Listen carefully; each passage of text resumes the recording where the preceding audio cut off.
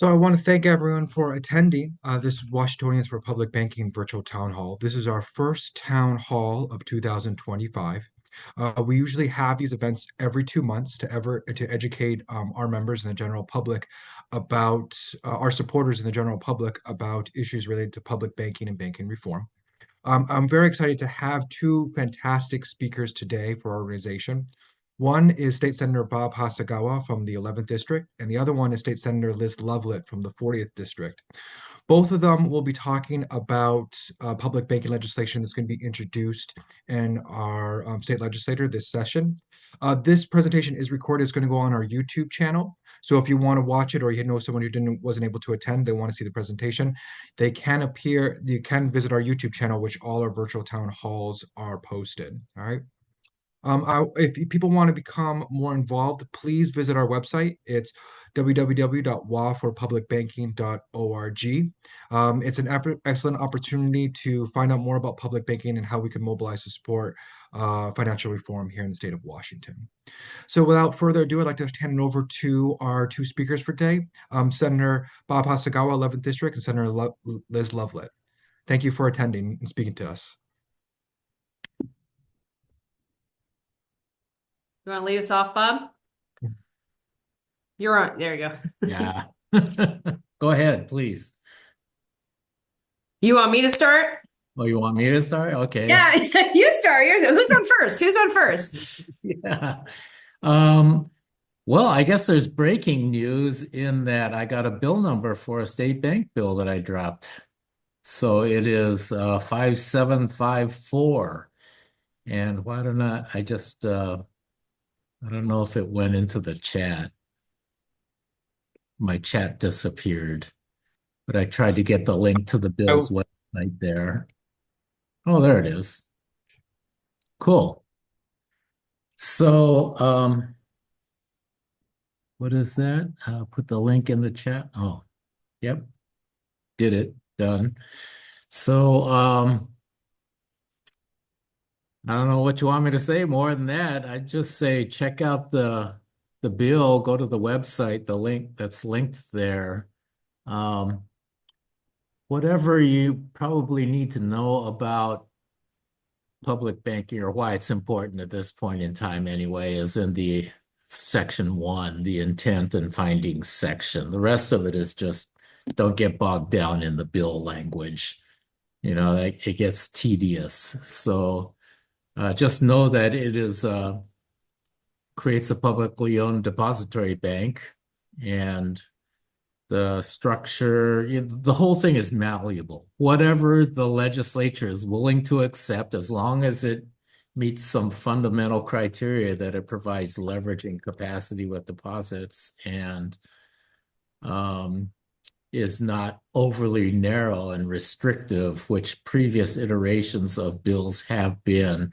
This is based off of Senator Cooder's bill from last year, but it's a little broader than hers because hers did not have the depository capacity, which to me is like critical for any publicly owned bank to be able to do in order for a bank to live up to its potential anyway.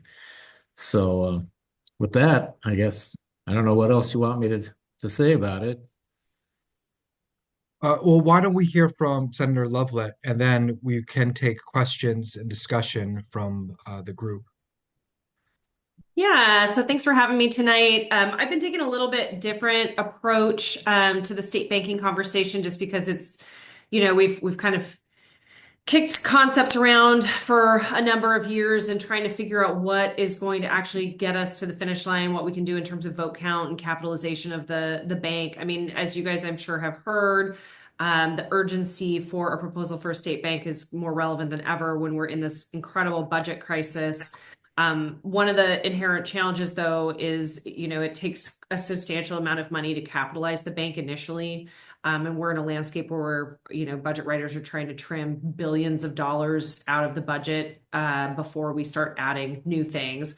So I've been meeting consistently with the treasurer's office to try to link together, one of those scaled down versions of the bank concept. So the idea being that utilize and leverage the revenues that are being generated by the local government investment pool, otherwise known as the LGIP, which all municipal governments put into, that's managed by the Treasury, and then have those returns be threaded into our Public Works Assistance account and into our Housing Finance Commission.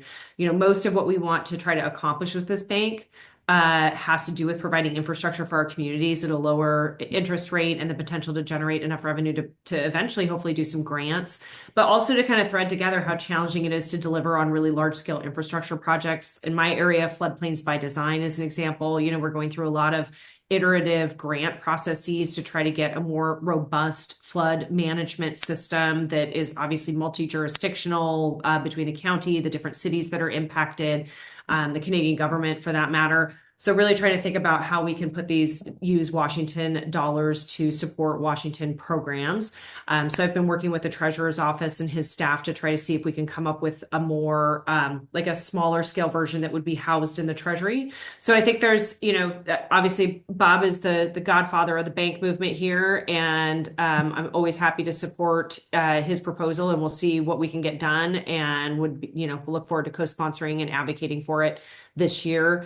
But I haven't been in the legislature for that long, but I have never seen us so grim in a budget year before, and so it's a pretty distressing time for all of the incredible programs that we love and that support our communities and make sure that we're safe and healthy and that we're protecting the most vulnerable people in our communities.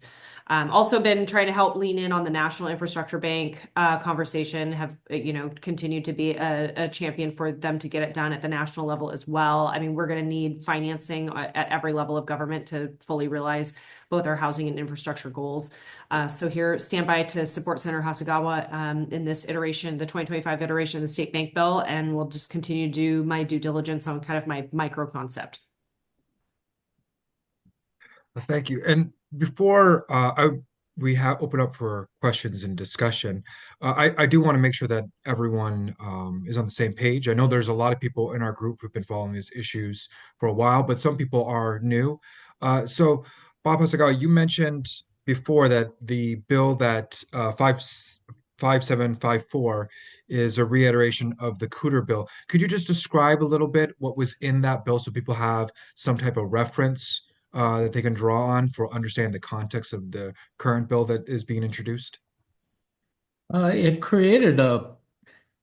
wasn't really a bank because it didn't have depository capacity. In other words, the state couldn't deposit our tax revenues and then leverage whatever capital we were able to put into it. So this bill removes that limitation. It was primarily designed to lend to local governments. Local governments were allowed to participate in the bank, but the bank couldn't actually lend to state agencies. So, yeah, this bill just sort of builds off of that work because the Cooter bill was scaled down from an even previous proposal, which came out of the Evans School of Public Policy and Governance there at the University of Washington. We commissioned them to look at the issue and to come with a proposal. And they came back with a proposal that nobody was happy with, which was basically to create an institution that the state couldn't even participate in. So I don't know why they even called it a state bank, frankly, other than they were using our money to initially capitalize it. But other than that, I think they called it a municipal co-op because they were trying to avoid the word bank. Yeah. So I think I'm kind of done hiding from the word bank and, public ownership and all of that stuff. And I just saying what it is, what it does, and hoping that the good sense of the people to recognize the good work the capacity we have within ourselves to provide for ourselves, that will override any previous biased opinions that people might have of, what a public bank is. Terrific. I'd point out, though, that Oh, capitalization is not as big a barrier as some might think, because, for instance, we are going to be putting hundreds of millions of dollars into the housing trust fund this year. Generally, because I've been asking the question, what happens to this money once we put it in? You know, it's building stuff, and theoretically it's being repaid with interest, but there's no ongoing balance. So apparently once we put out the loans to construct housing, they're then forgiven afterwards. So we're not growing the housing trust fund even through repayments plus interest. It's just a big grant program is what it's turning out to be. So that can only do so much work, right? $500 million put in equals $500 million worth of housing, whatever that builds. It's about 300,000 per unit, or 350 up to 350 per unit. So is that a 1,000 units maybe, which is, considering the 1.1 million that we have to build. One thing I should point out is I also dropped a public housing bill. I should have had that bill number ready. But it mentions in the bill that it should have access to the public bank as a financing institution to build enough public housing at scale that we can actually meet the demand in the future. Because the way that we're going to be apparently 500,000 units short in 20 years. So our current housing strategy is not working, and we can only try and come up with something better, which is the public housing solution financed by a public bank. So I think I digressed, and now I lost track of your original No, question. it's fine. It is fine. It was, I think it definitely, for those who weren't aware, they had some concepts of how this bill is a continuation and evolution on what Cooter introduced and why it was changed and why you were pursuing a public depository strategy rather than what we had backed up before. But again, do you have anything else to add? I should try and find my public housing bill that just got dropped yesterday, and I'll also try and find a link to the National Infrastructure Bank joint memorial that we passed a couple of years ago that Senator Lovelett referred to. So she can talk now, and I'll dig around and see if I can come up with those. They beat you to it, Bob. They already put it in the chat. Oh. They're motivated. Oh yeah, right on.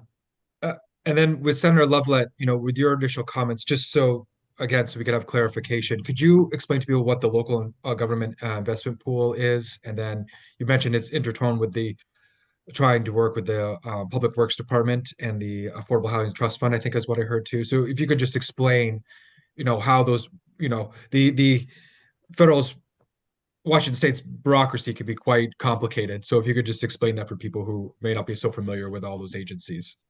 Yeah, so everything exists. I mean, the local government investment pool lives in the Treasury, and every municipality is required to keep a certain amount of liquid assets that are put into this investment pool to get a high yield to be able to bring resources back to the local governments for their investments. And the treasurer already manages that.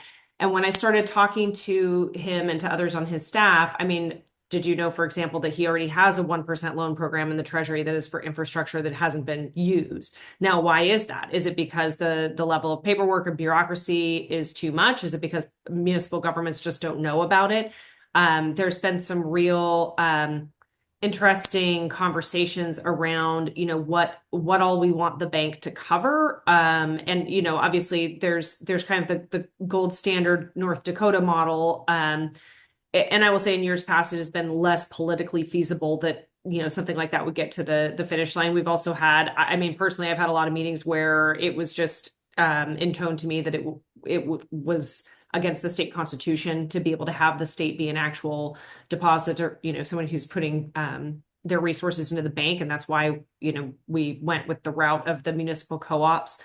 So the idea here being that right now, the LGIP is managed by the treasurer. They're supposed to bring a certain amount of return on investment back to the cities. I would like to see that connected to the two big places where we need the most investments, which are housing and infrastructure. The Public Works Assistance Account already works as a low interest revolving loan fund. That is consistently replenishing as the funds get out the door, and they do a limited amount of grant opportunities and emergency assistance for kind of emergent situations like a broken water system, something along those lines where they really have an immediate emergent need to deal with. And then the Housing Finance Commission is where that Cooterer bill from last time around was housed, because they actually have a setup that is most analogous to being a bank. They are already in the process, they loan money out to different, agencies and to housing providers to try to get these housing, built.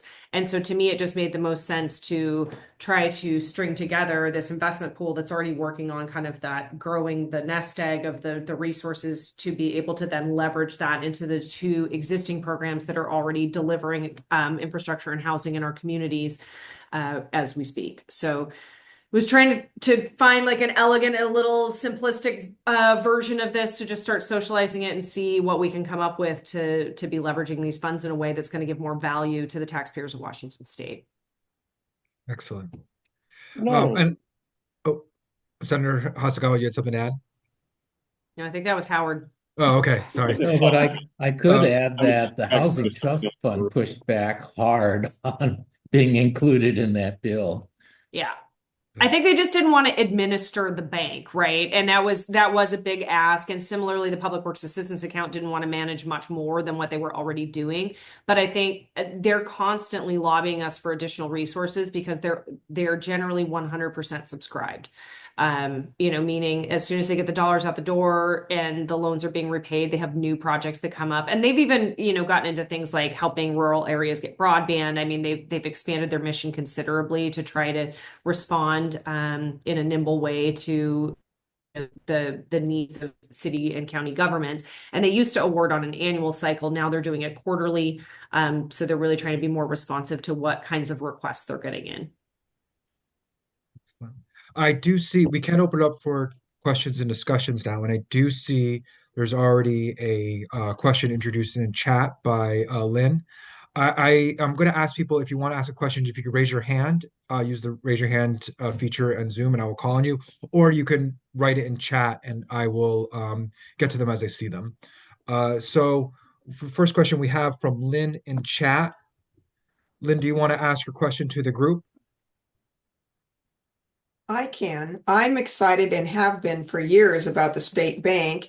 I think it's a great idea to build money for us to use. And when I talk about it with people, their biggest concern is the security of the funds when you don't have the federal government backing it up with the FDIC. And how do I talk to people to convince them? That's what I want to know how to do. So the FDIC will guarantee $250,000 of our $40 billion collected every year. That doesn't sound like a good deal to me, with all the strings that come attached with federal oversight, especially considering the new administration now. So there's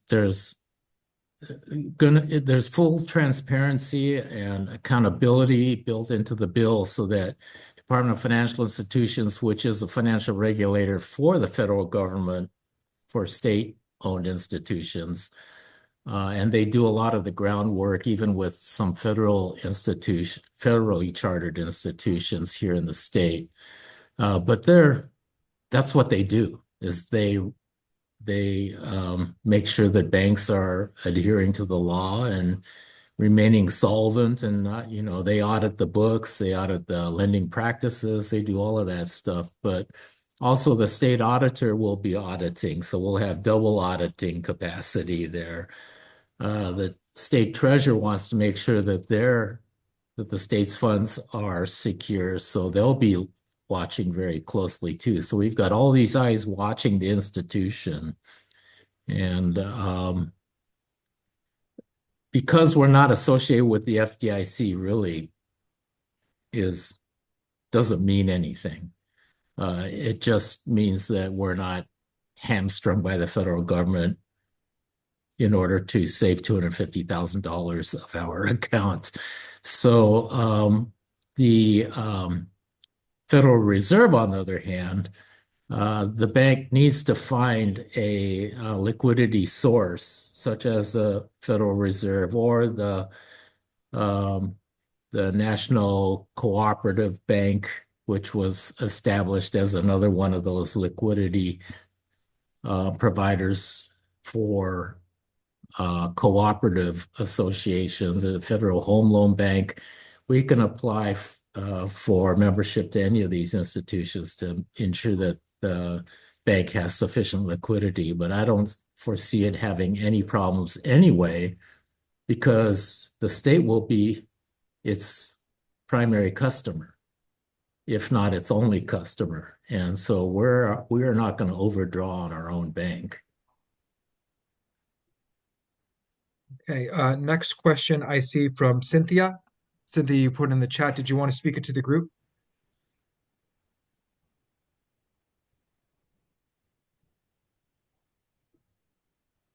I'm not hearing a response. I will just ask Cynthia's question that she has. So she says, so with the housing trust money and the investment pool go to the bank and re-budget crisis, how much money would it cost the state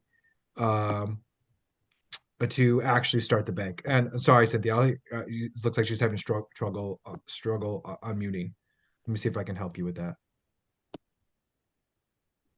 Well, that's the elegance of this model is it doesn't take anything to capitalize it, because this is an investment pool that already exists. It would be about how to daisy chain those three accounts together so that as the interest is accrued in the local government investment pool, that we're able to basically put those revenues to help support and keep beefing up the two other programs to deliver housing and infrastructure. Okay, thank you. And then I have Ellen. Ellen Brown is next. And then I have Howard after Ellen. Can I add on to sorry. that? Yeah, go ahead. Okay, the capitalization isn't as mysterious as we might think it is. For instance, let me throw this in front of you. We have a housing trust fund, or let's say the Public Works Assistance account, which is funded already. What if we just gave it a banking charter and then started depositing money into it? Then the Public Works Assistance account can all of a sudden start leveraging the funds that it already has in its own account. And just by using the fact that we're depositing our tax revenues into it, can leverage the $500 million it has, or whatever it is, to $5 billion worth of lending capacity. So our capacity to capitalize is already there if we use it smartly. Okay, I mean, that. Okay, thank you. And then next we have Ellen. Well, you all just answered my question. I was just going to ask what sources of capitalization do you have, but what's the current barrier to it? Sounds so obvious to me, of course, but like you, I've been working this for 15 years. So hi, Ellen. It's good to see you again. yeah, good to see you too. I'm glad Yeah. you're still swinging. You know what I've come to decide is the biggest problem in getting this passed? Institutional momentum, and the fact that people are we are not Americans with any entrepreneurial risk-taking at all.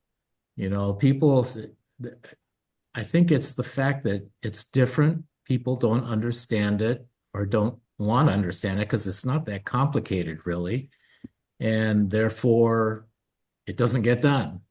And I think it's that institutional momentum that's keeping us from, or inertia, I guess, that's keeping us from doing something different, which we obviously have to do something different. Otherwise, since we have no capacity to bond more, if you read the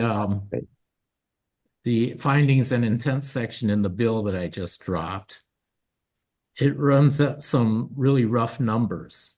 And then I think once people look at that and they can say, oh, gee, and it's a proven model, North Dakota, it was why are they returning 17% annually, which amounts to record profits every year for the people of the state of North Dakota? And, our state investment board, which is touted as one of the best in the country, which it actually is returning 8 or 9%. Yet the Bank of North Dakota is returning 17, 18, 19%. To me, it's like 20, I the think the power average of is banking. 20. Yeah. I think the average is 20% since Well, is it up to 2000. 20 now? Yeah, Earl Stalen just ran the numbers, yeah.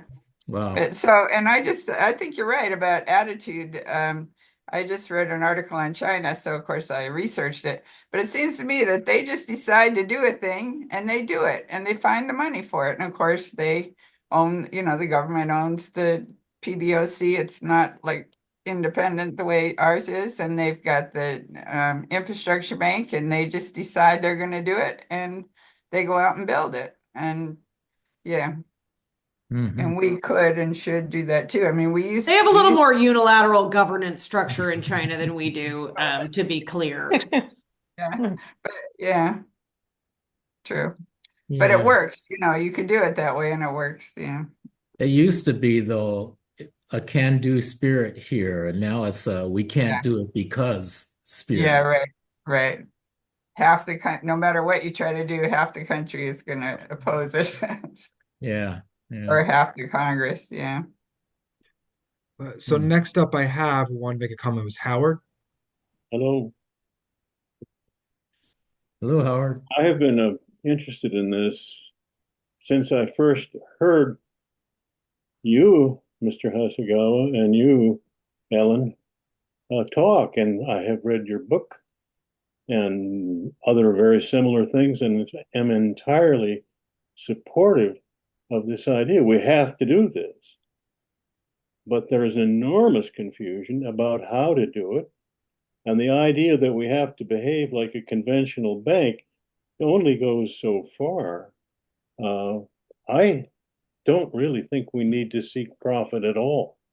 And let me just throw that out there as some kind of starter in the variety of things I would like to be able to offer to the conversation. We use North Dakota as an example, but I've never heard anyone really explain how it works. In fact, all the income in North Dakota, I have learned from Ellen, goes into the bank, into the state-owned treasury directly. And from there, it is used in a variety of very useful ways that no one seems to be able to duplicate. Our Constitution says that all our tax money should be put into the hands of the Treasury, period. And yet that isn't what happens. It goes directly to the banks who profit from it in a way that, in fact, we should be profiting from it. We don't need to make money. We don't need to make a profit because all of our activities are supported by the income of taxes. Banks need to make a profit in order to keep themselves alive, make money. We don't need that. We stay alive because we tax. And the question is, how do we get the greatest benefit from money that is already ours? All these billions of dollars that Senator referenced. Banks make money, make profit by loaning out credit and we should be able to do that too. I believe that we can distribute all of our income as credit in the manner that banks do, in this process we call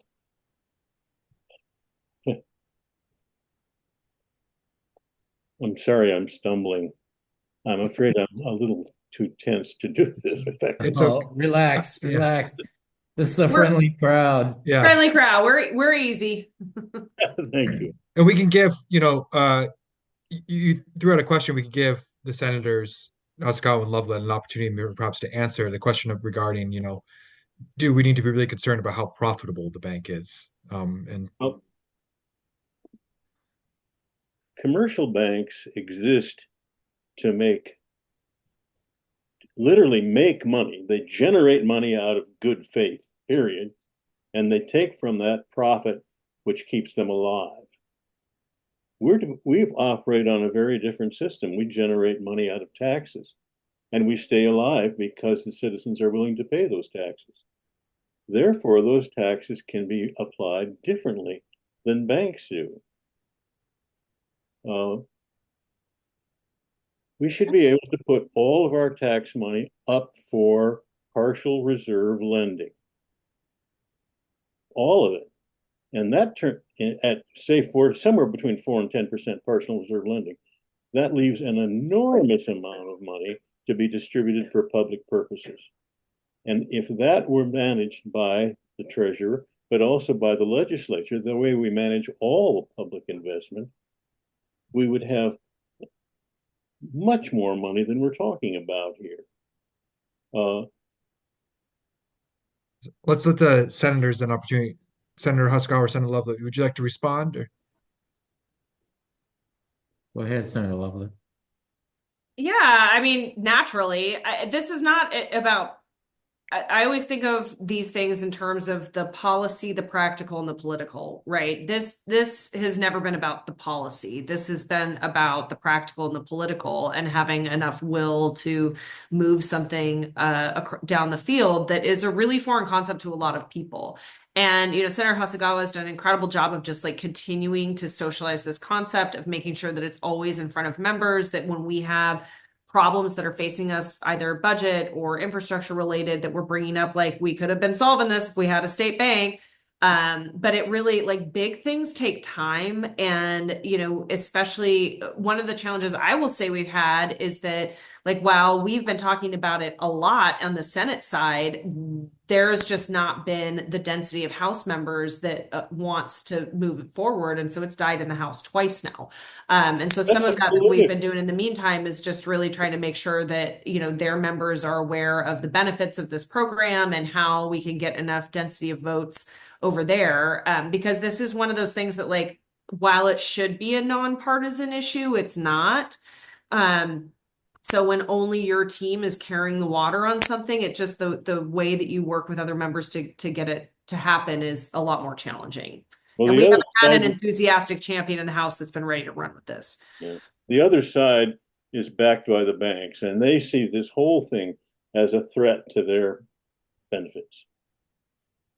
So the kind of lending we're talking about doesn't really threaten the banks. They're not doing a bunch of municipal lending for these sorts of things. A little bit on the housing side, but not nearly as much on infrastructure. So no, it isn't the immediate business. It's the overall business of the fact that all our money goes directly to a bank for them to manipulate on the credit reserve system. I'm trying to say what I have heard Ellen say and write so beautifully for so many years, and I'm doing a terrible job of it. But the state is not a for-profit institution. We don't need profit. And talking about leveraging is the key to exposes this idea that that the state should be borrowing somehow. None of the state funds should be put up in any way, shape, or form for borrowing in order to have something for state benefit. How many $1 billion do we have every year? We get $30 billion worth of funds available, and that could be put out for credit at some rate, and say for 10%, and that makes that much money available for the state use, which could then be used for purposes as decided by the legislature. And We there's do. no need for a financial return. There's no need for interest to come back. The money, the state replenishes itself. Well, we do have Ellen with her hand raised. You referenced her several times, so we should probably maybe let her respond because I think that Well, if I you're, would let Bob Wonderful. respond first yeah, because he's the featured speaker. Me? No. Yeah. Well, No, well, Howard, I hear what you're saying. I think you're preaching to the choir because I think we're all saying the same thing. I feel way out in left field for all the fact that I love you and admire you. I feel like it isn't even left. Well, I'm in left field. I don't know who's in right field. Everything you were saying about fractional reserve lending and not needing to make a profit, even though it will, you can't help but make a profit, actually, even if you charge a 0.5% on a loan. It's not a loan. It's And just some, keep in You mind, can't Bob and I credit. love it out here on the left side of things. So, that's where we live, in the weeds on the left side of things. this money that we generate is not intended as a loan. Once we have generated that, it's a gift. And it can be a gift because we don't need profit. Profit, the concept. Well, there's a of big profit, difference between giving money away and getting it repaid. it doesn't have to be repaid. The state it has, does. If you leverage it, it's got to be repaid. that's it. Yeah. But we the people every year we pay taxes, and those taxes are not used adequately. I guess maybe that's a good place for me to start because they aren't used the way they are used by that kind of money is used by a commercial bank. And we give that money to a commercial bank. Well, Ellen, you had your hand raised. Is there Yeah. something you wanted to Well, clarify? yeah, I was going to answer that I mean, I think we do. The bank does need to make a profit for several reasons. One, you've got to persuade your legislators that this is a good investment. I mean, if they could because they want their state funds to be earning a profit, or say you could get some pension money. I guess that's a non-starter in Washington, but in some states, they actually talk about pension money. I mean, there's a lot of pension money out there that could find this a good investment. If it's going to give them a 20% return and they're otherwise getting like 5% if they're lucky, so in other words, just as a promotional thing to be able to say, we should be doing this because we can make more profit with our investment than what the other things that we're doing with it, trying to, maximize our funds. So that's one. And if you make a profit, you can put your profit into increasing your capital base, which means you can make more loans. But what a bank does is make loans. So of course they have to be paid back. But the advantage is that you don't have shareholders that are breathing down your neck for short-term profits. And so the profits go back to the state.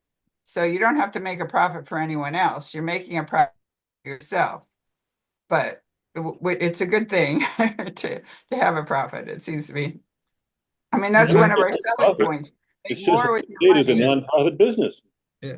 And then I want to get to some other people who've had their hand up. Rebecca, do you have something you wanted to share? Hi, this is actually Mike. Rebecca and I are watching this webinar together. Hi, everybody. I just thought I would throw something in there. I think Howard is you're combining together two different concepts in banking, which is capital investment and reserves. And you're kind of you're describing them as the same thing, and they're actually two different things. And so uh, the capital assets of the bank, which would be the deposits that the state has invested in it, aren't necessarily the reserves that are being lended upon. The reserves that are being lended upon would be created sort of in the loan process. So the money that comes into the state from tax dollars is still going to get spent for the things that tax money gets spent on. But the bank's going to be able to create money for us to collectively spend on things that could offset tax expenditures so that we don't need to spend tax money on it. But it's not going to be able to replace every single bit of spending that the state does. So this is adding spending capacity in certain domains, but it's not replacing all spending capacity. It's not replacing tax dollars. It's not replacing tax spending. It's supplementing and adding a new path to money creation for capital improvements that which then need to be paid upon either by revenue streams from taxes, uses, fees, or people buying services from the state. So it's about increasing our capital stock so that our revenue can increase and we can fund ourselves.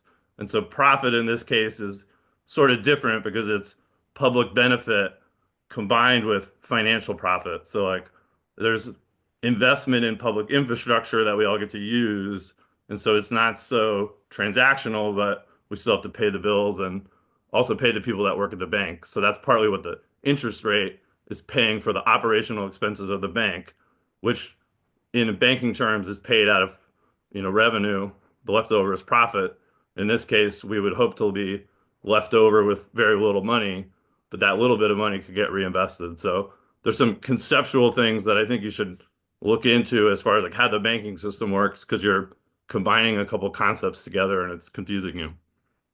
Well, and keep in mind too, like obviously we have a lot of different taxes that gets used for a lot of different things, and such a huge portion of our budget is the operating budget, which is mostly taking care of staffing costs in every agency, but it's also providing for programs like food assistance, energy assistance, our Department of Health. So, part of I think what to be clear about what the function of the bank is that we want to be able to have more hard dollars that are going to be able to be invested into like capital projects. And that's a very different consideration than kind of the totality of what all of those taxes come into the state coffers for.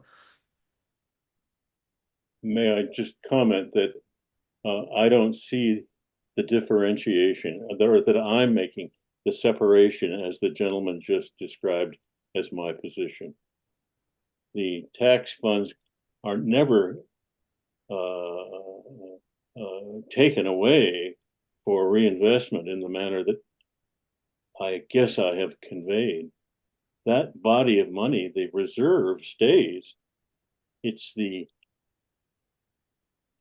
portion of that is used to multiply to create the sums for distribution. A lot of these questions, we can continue, within our circle. I do see some other people who are in chat, and I want to make sure that we hear from everyone in the time, especially since we only have about 15 minutes left. Ruth, I saw that you posted a question in chat. Did you want to try to address it relating to how we cover our expenses with our taxes? I was just pointing out that I wanted to reinforce what Mike said about banks create money. And as that you're building onto the taxes. And as the amount you're able to loan and then you gain back the interest, it's only the interest. It's hard to grasp. But if you get a house loan, the bank actually just writes the amount of the loan and it creates that money. You can take that money, which is now newly created money, and then you spend contractors and plumbers and people in your local community by its very nature being here. It's the local community that is benefiting, the businesses that are benefiting. And so that's a real and it's because we never have enough taxes that cover all of the expenses we need. For example, we're going to have more and more of these catastrophic fires and floods and everything that's because of a changing climate, and it's changing as we speak. And we're going to have expenses that, if you look at the people in along the East Coast and everything they've been dealing with, And it's unexpected. It's like Asheville. You do not know where the problems are going to arise. And if you don't have other sources of getting income and being able to spend this money, we are going to just have one wrecked community after another. And so, does that make sense? That's kind of, I think, what I wanted to say. Thank you. Thank you, Mark. Do any of the senators want to respond? Senator Lovelett or Senator Hasegawa? We do have time, I think, for a few more questions if anybody want to ask them. I have time. I have time. Uh, I don't something know that what exactly you want us to respond to, though. I mean, oh, just what Ruth's comment about that we don't have enough money to pay for all of our expenses. yeah, That's the infrastructure always needs. true. Yeah. When the basis for paying for the expenses is tax dollars, you'll never have enough tax I know. dollars. So That's you just need- life. right. Yeah, Yeah, and I mean, I'll just say that like the urgency here being like my main policy space is climate change.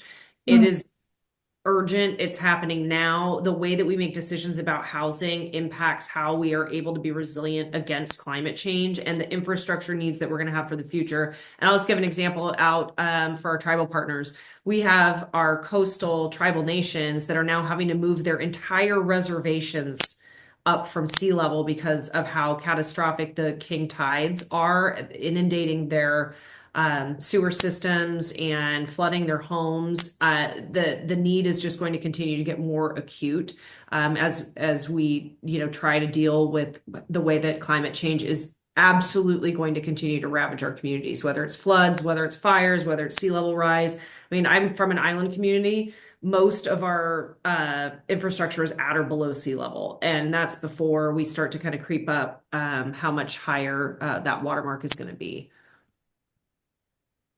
And then I have two people who raise their hand. I have another. Ellen was the first one, and then Lynn.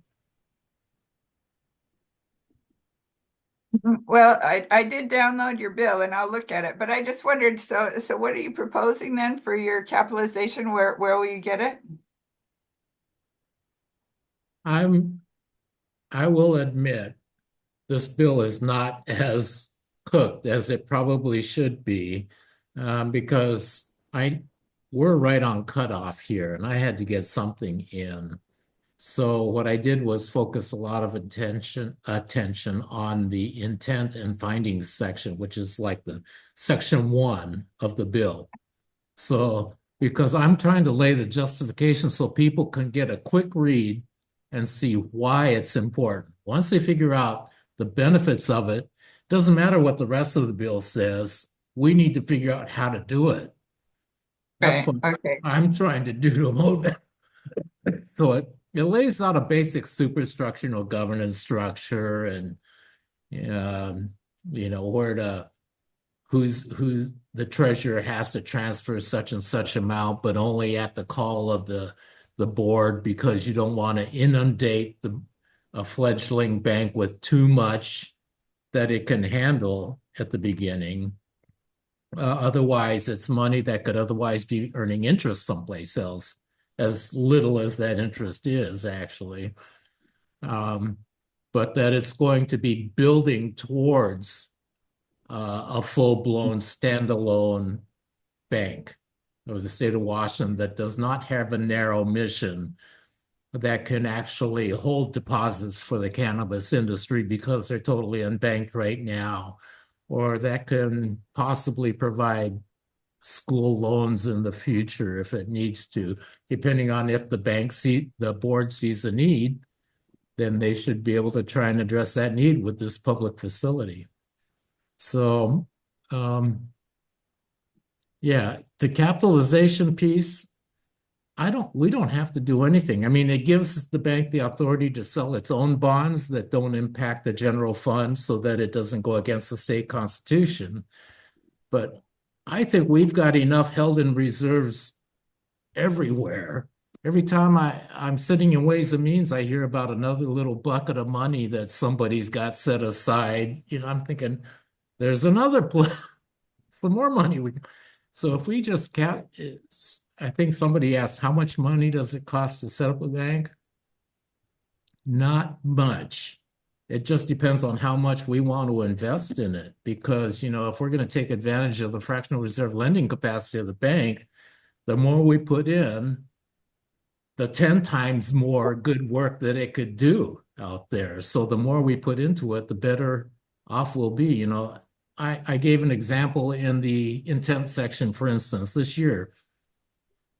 Along with our operating budget, they also dropped the bond bill. Okay, that bond bill gives the state authority to sell $5 billion worth of bonds over the next biennium to finance capital infrastructure. Okay, so if you do $5 billion worth of bonds at 5%, I did some calculation, it comes out to, anyway, after 20 years, we'll have paid $10 billion for the use of $5 billion now. If it was a 30-year bond at 5%, we'd be paying $12.5 billion for the use of $5 billion now. But that just pyramids because every year, every budget cycle, we sell another set of bonds. So we're like pyramiding, and we're at our debt capacity.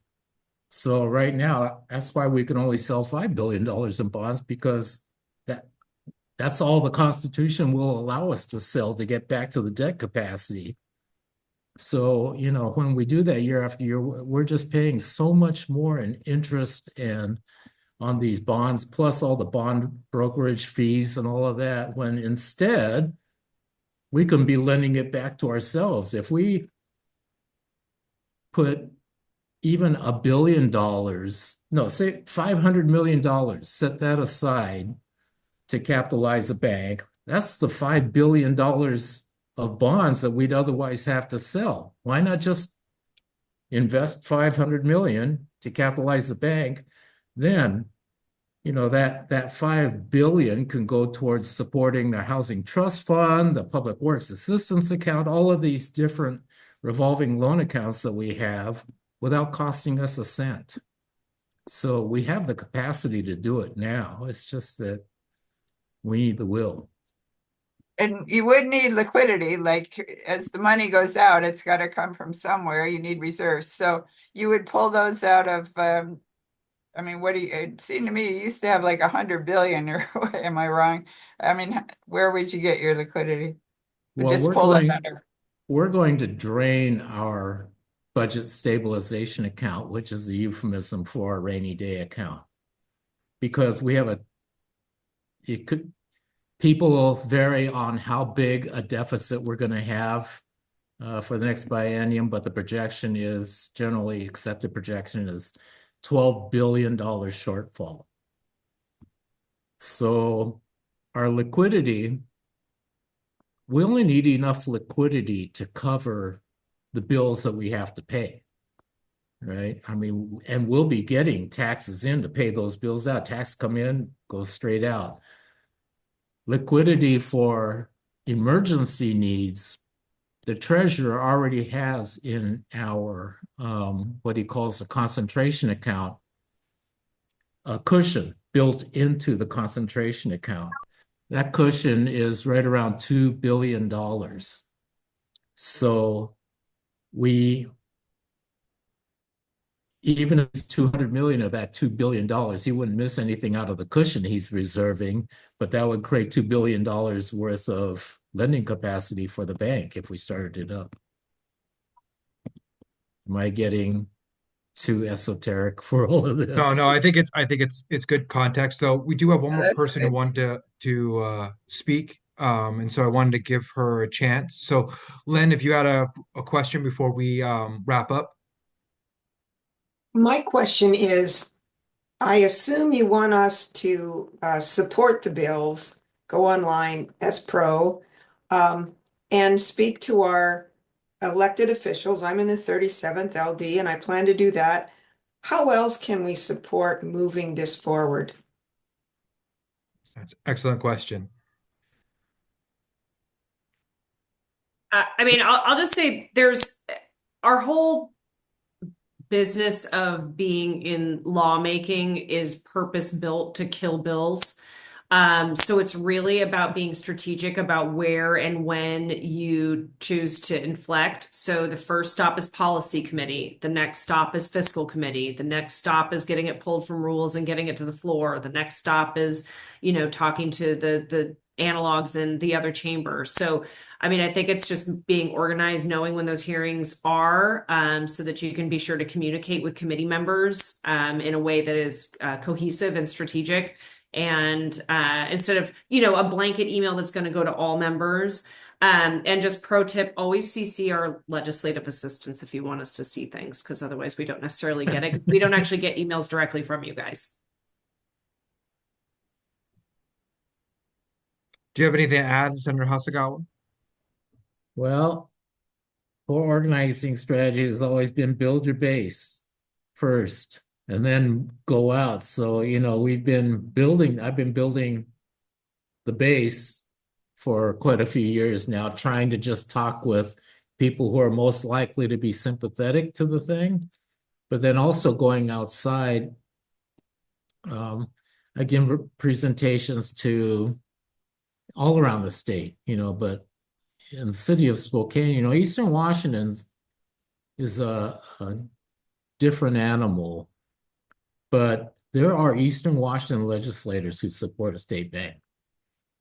And Representative Rob Chase, for instance, he just dropped a companion bill for my Glass-Steagall Joint Memorial in the House because he believes, so, it's just about organizing, getting out there and spreading the word out. Because as long as I've been talking about this, everybody who comes into my office this session, nobody's ever heard about it. So I end up talking to them again about it. Like I was in with the Farm Bureau today. They were in my office. I said, years back, I gave you guys a presentation. You sounded pretty interested in it. Whoa, I don't know anything about that. So I've offered another presentation again at the Farm Bureau of all places. So it's just talking about it, building momentum, which is what you all are all about. Thank you so much for that work. And Washingtonians for Public Banking. I mean, God bless you all. Thank you very much. Well, thank you. We really appreciate you being here. We are at time. I'm going to wrap up in Ruth, and I'll let you say the final word. I want to point out to everyone who's unaware, Ruth is also a board member of Washingtonians for Public Banking. But I just want to thank both of the senators for speaking with us and discussing this issue with us. We are going to do everything within our capacity to raise this issue. We have a network of community leaders and supporters that we will definitely be reaching out to support the bill. We've also been following with some other bills that are related to our mission, having to do with financial reform, such as your resolution, Senator Hasegawa, on the calling on Congress to reinstate the Glass-Steagall Act and separating commercial banks and insurance banks. Again, so that is something. That's something that's been on our radar. And we have also met with people in the House. I've had conversations with Representative Rob Chase. I think he's looking at trying to introduce legislation in the House that would at least put in another study, because he's trying to get raise the profile of the issue for some of his colleagues, especially his colleagues that are on the other side of the aisle, and to try to win them over. So we are seeing momentum on this issue. We're seeing progress. As the senators have kind of suggested, it is slow, but it has been steady. And so we do think there is a period where we're going to be able to cross the finish line on this issue, and Washington is going to have a financial institution really there to serve the people of the state. With that, Ruth, I saw that you had your hand up as one of our board members. Do you want to have the final comments before we close out the meeting? Well, quick comments. One is I have been told that Rob Chase has gone around with Ellen's book in his hand, supporting public banks, which warm my heart towards him. And I think that social media is an area that we need younger people who know about it but to get into certain chat rooms where that might be good, where the topics of conversation are Reddit, is that people of my age, baby boomer here, not so much boom left, but lots of history and underappreciation of what's how the country has changed. And Bob, I want to really thank you for getting this out, because having a bill gives us something concrete to be able to point to. So appreciate that. Thank you. Yeah, I want to give my appreciation to Senate Committee Services staff, Clint McCarthy. He really worked hard to make sure that we got something out that was presentable, at least. And like I said, it's just a bare bones superstructure. The point is, once we put our mind to it and say, this is something worth doing, then we start that journey of 1,000 steps with that first step. Then we can get things going. So, yeah. And I'll just add, I put it in the chat, but like my city of Bellingham, they do a resolution every year calling on the legislature to support the state bank proposal. That's another route you guys can take, is, you know, Awesome. petitioning your city councils to say, hey, we need to show a broad support for this need. And that also helps elevate it up to their, you know, their legislators.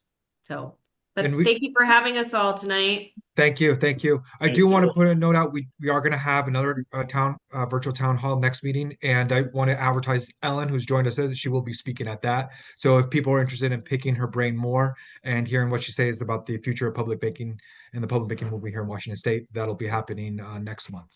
But again, thanks to everyone for attending, Awesome. and especially thank the two senators Thanks, for Margo. discussing with us. We really appreciate it. Good luck on your bill. It's great seeing you. Great. Yeah, it's good to see you too, Ellen. Yeah. I love your shoji screen back there. Thanks, guys. Bye-bye. And to find out more, please visit our website at WA for publicbanking.org. We're also starting a new Substack, so you can find us on Substack as well. All right. Whatever that is. All right. Thank you. Thanks Have a good to night, all of you everyone. for your hard work on this. It's important work, and it's never been needed more than it is right now. Oh, I was going to say, you should go to the website and sign up for notifications on the website, because then I anticipate it's going to be scheduled for a hearing next week. So you'll want to Definitely, be sure. yeah. We'll definitely make sure all our supporters, community leaders, everyone who's in our network knows about that, and make sure that they sign up and show their support. Great. Great. All right. Awesome. All right. Have a good Okay. night, everyone. Thank you. Good night.